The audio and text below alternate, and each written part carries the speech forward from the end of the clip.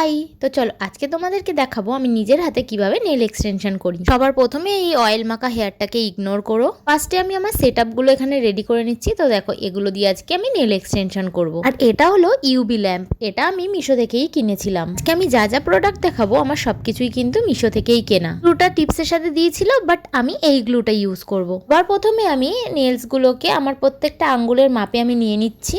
আমরা নিজেরা অনেকেই আছি যারা আমরা নেল এক্সটেনশন করতে পারি, বাট আমাদের নিজেদের ডান হাতে আমরা করতে পারি না। ক্ষেত্রে কিন্তু এই প্রসেসটা অ্যাপ্লাই করতে পারো। ডান হাতে নেলস করার জন্য প্রথমেই কিন্তু তোমাদের নেল টিপস গুলোকে তোমাদের নেলসের মাপে নিয়ে নেবে। এখানে কিন্তু আমি ফুল নেল টিপস ইউজ করেছি। নেলসে আটকানোর আগেই কিন্তু টিপস গুলোকে ভালো করে শেপ তখনই দিয়ে দেবে।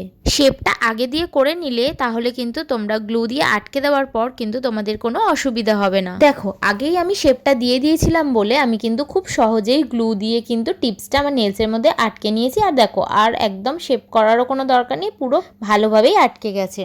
এই গ্লুটা কিন্তু ভীষণই স্ট্রং আর অনেক দিন পর্যন্ত কিন্তু নেলসগুলো স্টে করে। দেখো সব কটা লাগিয়ে নেওয়ার পর সুন্দর লাগছে না? এইবার আমি এই নেল পলিশটা ইউজ করব।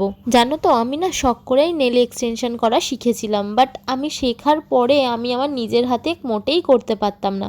বা হাতে করতে পারলেও আমি কিন্তু ডান হাতে করতে পারতাম না। তারপরে কিন্তু আমি নিজে থেকেই এই প্রসেসটা অ্যাপ্লাই করার পর এখন কিন্তু আমি নিজের দু হাতেই আমি নিজে করতে পারি। দেখো কথা বলতে বলতে নেল পলিশ পরে নিলাম। এবার এই শাইন কোটটা অ্যাপ্লাই করব, কারণ নেল পলিশটাকে খুব ভালোভাবে ধরে রাখার জন্য। অনেকেরই আমার হাত দুটোর মধ্যে একটু কনফিউশন হতে পারে, কারণ আমি যেহেতু এটা ফ্রন্ট ক্যামেরায় ভিডিওটা করছি, তো সে কারণে আমার ডান হাতটাকে কিন্তু বাঁ হাতই মনে হচ্ছে, তবে ওটা কিন্তু আমি ডান হাতই করছিলাম।